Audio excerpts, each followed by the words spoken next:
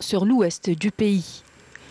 Des chutes de neige dépassant les 900 mètres d'altitude ont été enregistrées.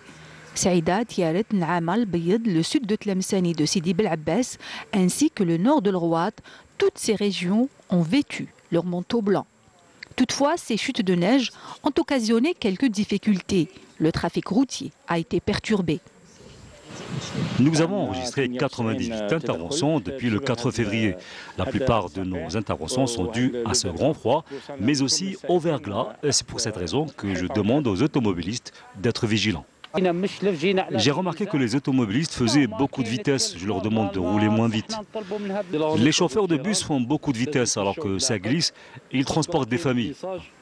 Et il y a le verglas et on ne va pas bien en plus. Donc il faut réfléchir. Les services de la wilaya de N'Ama sont sur le qui-vive pour parer à la situation. À Tlemcen, c'est le même paysage blanc qui prédomine. Sur les hauteurs de Bni Snous, Tirni et Sibdou, les fortes chutes de neige ont entraîné des désagréments comme les routes coupées. Cependant, la population n'est pas très contrariée. Au contraire, l'optimisme est de mise. On est bien là, il a plu, il a neigé, c'est une richesse que Dieu nous a donnée. Vous savez, c'est très bien, c'est bénéfique pour nous et pour le pays. Malgré cette joie, il n'est pas très évident pour la circulation. Les éléments de la gendarmerie nationale étaient sur le terrain pour venir en aide à la population. La route est dangereuse aujourd'hui. Il y a eu un accident entre deux camions. On remercie les éléments de la gendarmerie et de la protection civile de la commune de Tirni.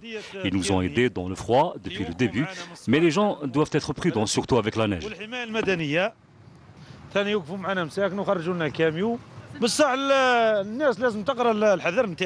La neige a touché et touchera progressivement certaines wilayas du centre et de l'est du pays, comme Djelfan, Silat, Issemsil, Taïn de Flam, Diab, Ouira ou Tizi Ouzou.